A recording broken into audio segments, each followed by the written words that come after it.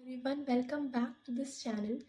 आज हम लोग कंटिन्यू करेंगे चैप्टर नंबर 1 के साथ। अगर आप लोगों ने पार्ट नंबर 1 अभी तक नहीं देखा है तो पहले जाकर वो देखो, लिंक डिस्क्रिप्शन में गिवन है। उसमें आप लोगों को बताया गया था कि मीनिंग क्या है मैनेजमेंट का, क्या फीचर्स हैं, कितने ऑब्जेक्टिव्स हैं और क्यों मैनेजमेंट इम्पॉर्टेंट है। तो वो काफ़ी ज़्यादा इंपॉर्टेंट वीडियो थी, पहले जाकर वो देखो, फिर इस वीडियो को कंटिन्यू करना। और वीडियो अगर अच्छी लगे तो लाइक करना और चैनल को सपोर्ट करने के लिए सब्सक्राइब भी करना। तो चलो जल्दी से हम लोग वीडियो को स्टार्ट करते हैं। दो टॉपिक्स आज हमें कवर करने हैं, एक फंक्शंस ऑफ मैनेजमेंट और दूसरा लेवल्स ऑफ मैनेजमेंट। तो दोनों ही बहुत इंपॉर्टेंट हैं, तो अच्छे से समझ के चलेंगे। चलो स्टार्ट करते हैं। सबसे पहले समझते हैं फंक्शंस ऑफ मैनेजमेंट। उससे पहले मैं आप लोगों को एक बार फिर से मीनिंग बताती हूँ मैनेजमेंट का, कि मैनेजमेंट था क्या। तो management is a process of getting things done with the aim of achieving goals effectively and efficiently. मतलब कि मैनेजमेंट एक पूरा प्रोसेस था। किस चीज़ का प्रोसेस? काम करने का, खुद भी करना और दूसरों से भी करवाना। ऑब्जेक्टिव था आप लोगों का अपने गोल्स को अचीव करना in an effective and efficient manner. ठीक है, इतना हम लोगों ने समझा था।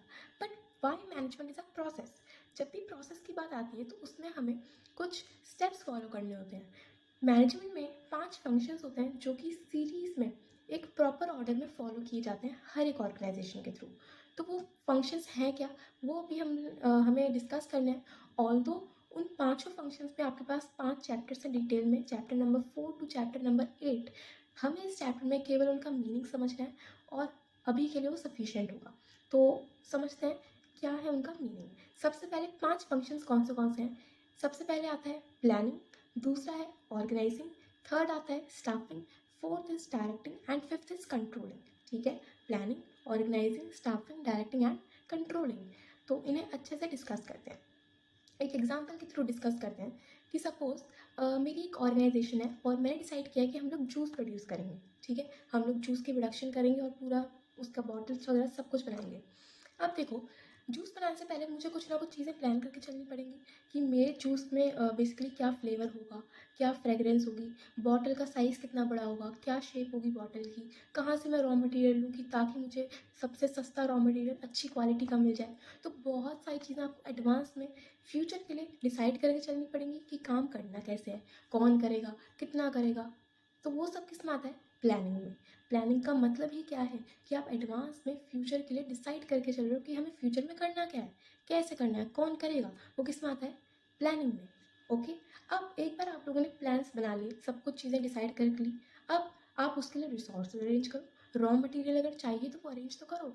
उसके साथ साथ एक ऑर्गेनाइजेशन में जितना भी काम है उसे छोटे छोटे पार्ट्स में डिवाइड कर दो और उनके डिपार्टमेंट्स बना दो। मतलब कि जो जूस है वो बनाने का काम अलग कर दो, जो बॉटल्स हैं वो प्रोड्यूस करने का काम अलग कर दो, उस पर जो लेबलिंग होगी, जो भी चीज़ें उस पर लिखी होंगी, इंस्ट्रक्शंस होंगे, वो अलग कर दो, पैकेजिंग का काम अलग कर दो। तो आपने पूरे काम को डिवाइड करके उनके डिपार्टमेंट्स बना दिए।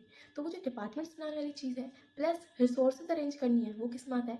ऑर्गेनाइजिंग में। ऑर्गेनाइजिंग का मतलब ही क्या है कि आपको डिपार्टमेंट्स क्रिएट करने हैं, आपको रिसोर्सेज अरेंज करनी है, वो सब किस में आता है? ऑर्गेनाइजिंग में। ठीक है, तो सबसे पहले प्लानिंग करनी है, उसके बाद ऑर्गेनाइजिंग करना है। अब डिपार्टमेंट्स क्रिएट हो गए तो क्या उन्हें खाली छोड़ दें क्या, या फिर उसमें लोगों को लेके आए?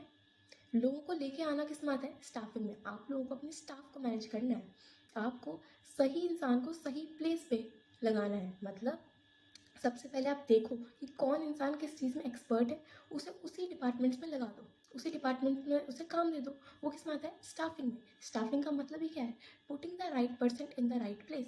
उनकी क्वालिफिकेशंस के अकॉर्डिंगली उन्हें काम दो ताकि किसी भी तरह की वेस्टेज ना हो और काम में स्पेशलाइजेशन देखने को मिले। ठीक है, वो किस में आता है? स्टाफिंग में। अब आप लोगों ने काम दे तो दिया, बट उन्हें बताओगे तो कि कैसे करना है। उन्हें टाइम टू टाइम मोटिवेट करो, उन्हें बताओ कि काम करना कैसे है ना। डायरेक्ट करो उन्हें, वो किस में आ जाती हैं चीज़ें? डायरेक्टिंग। यानी कि आपका fourth function of management directing में। ठीक है, अच्छा, अब हम लोगों ने सभी इंस्ट्रक्शंस के थ्रू जूस प्रोड्यूस कर लिया, तो क्या अब एक ऑर्गेनाइजेशन उन्हें एज इट इज़ मार्केट में लॉन्च कर दे, मार्केट में ले जाए सेलिंग के लिए, या फिर ये एक ऑर्गेनाइजेशन की रिस्पॉन्सिबिलिटी बनती है कि वो चेक करे कि जैसा उसने प्लान किया था, जो स्पेसिफिकेशंस डिसाइड की गई थी कि किस तरह जूस बनाना है, उनसे मैच करें। मतलब कि आपने एक्चुअल में जो चीज़ परफॉर्म की है, एक्चुअल में आपने जूस जो बनाया है, उसे चेक करो कि जो आपने प्लानिंग स्टेज पे सोचा था क्या उससे मैच कर रहा है। अगर कर रहा है तो सही है, अच्छी बात है। बट अगर कुछ भी उसमें डेविएशंस, कुछ भी डिफरेंसेस हैं तो उन्हें वहीं के वहीं करेक्ट करो। ये सब किस में आता है? कंट्रोलिंग में। कंट्रोलिंग का मतलब क्या है कि आपको अपनी एक्चुअल परफॉर्मेंस को कंपेयर करना है अपनी प्लान परफॉर्मेंस के साथ, और अगर कोई भी डिफरेंसेस, कोई भी डेविएशंस है तो उन्हें करेक्ट करना है। ठीक है, ये किस में आता है? कंट्रोलिंग में।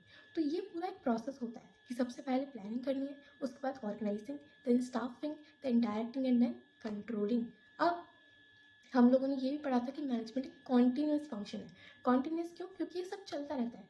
आपने जूस प्रोड्यूस कर लिया, कंट्रोलिंग हो गया, ठीक है। अब आप अपने नए प्रोजेक्ट, अपने नए प्लान के टुवर्ड्स काम करोगे, तो आप फिर से प्लानिंग करोगे, फिर चीज़ों को ऑर्गेनाइज करोगे, फिर स्टाफ को मैनेज करोगे, फिर डायरेक्टिंग आएगा, फिर कंट्रोलिंग आएगा। तो ये जो पूरा प्रोसेस है ये चलता रहता है, इसीलिए मैनेजमेंट को कॉन्टीन्यूस बताया गया है।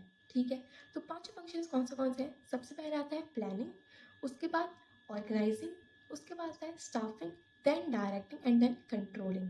तो ये सभी पॉइंट्स आप लोगों को अच्छे से क्लियर हुए होंगे। ऑल्दो इनके ऊपर आप लोगों के पूरे पूरे 5 चैप्टर्स अच्छे से डिटेल में हैं, chapter number 4 to chapter number 8।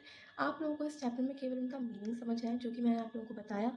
अब आप लोगों की ये रिस्पॉन्सिबिलिटी है कि आपने बुक से अच्छे से रीड कर लो, इनका मीनिंग आप लोगों को गिवन होगा वो अच्छे से पढ़ लो। बाकी मीनिंग मैंने आप लोगों को बता दिया है।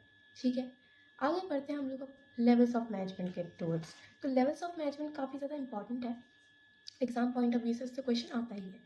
लेवल्स ऑफ मैनेजमेंट है क्या, वो समझते हैं।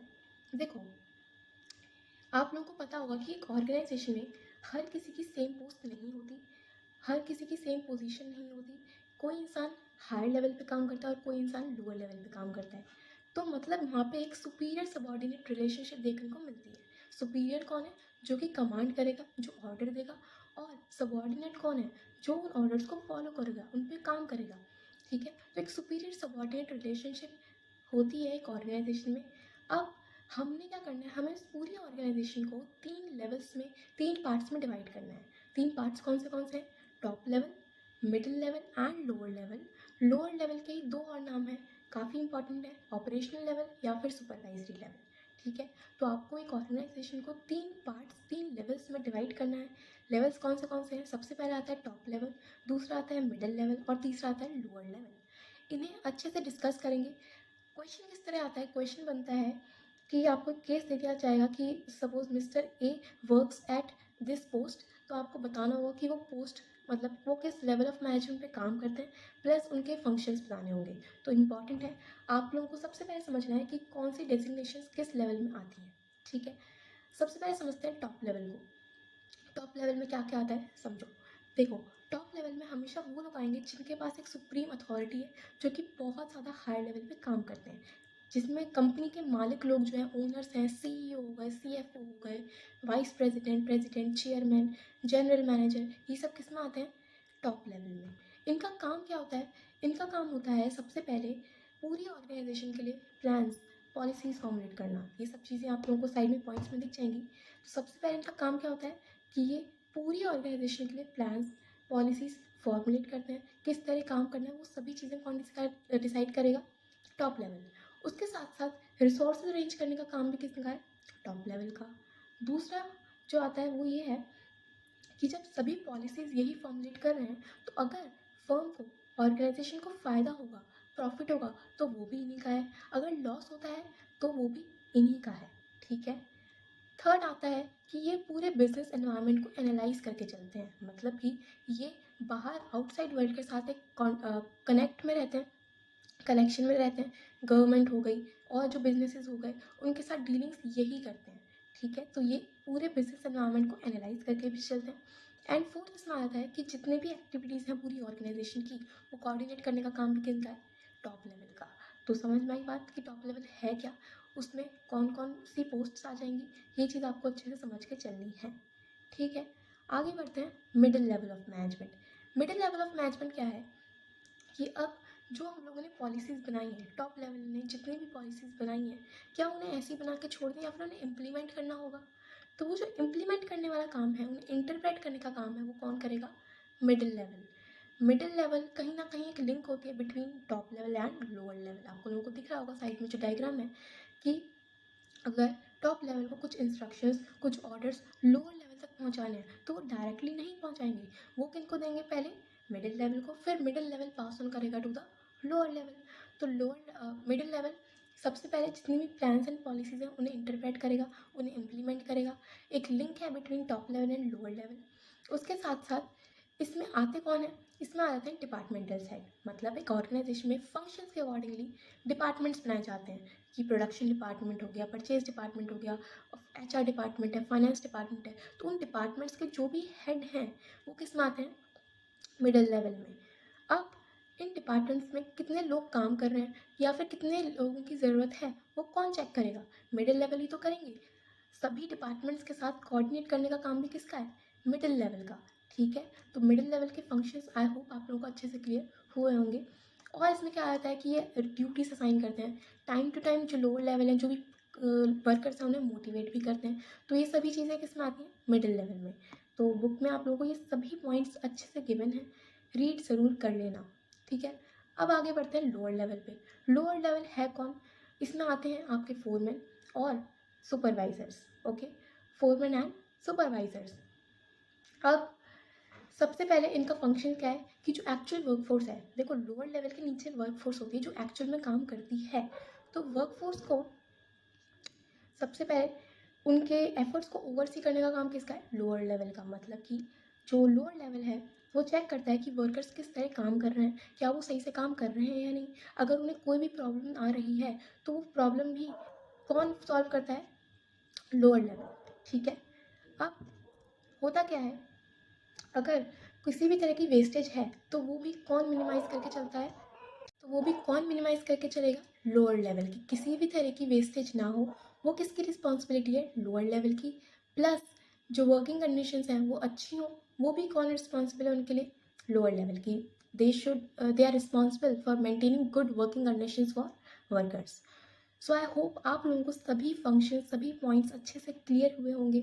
हम लोगों ने दो टॉपिक्स डिस्कस करे, सबसे पहले फंक्शंस ऑफ मैनेजमेंट और दूसरा लेवल्स ऑफ मैनेजमेंट। दोनों ही टॉपिक्स इंपॉर्टेंट हैं और बस कुछ टॉपिक्स और बचे हैं इस चैप्टर में, कंप्लीट हो जाएगा बहुत जल्दी। वीडियोस आप लोगों के पास आती रहेंगी। तो अगर वीडियो अच्छी लगे तो लाइक करना और कमेंट्स करके ज़रूर बताना कि किस तरह आपको अच्छा लग रहा है कंटेंट या नहीं। कुछ इम्प्रूवमेंट की अगर ज़रूरत है तो वो भी मुझे प्लीज़ बताना। सो टिल देन अच्छे से पढ़ाई करो और stay happy, stay connected. Thank you so much.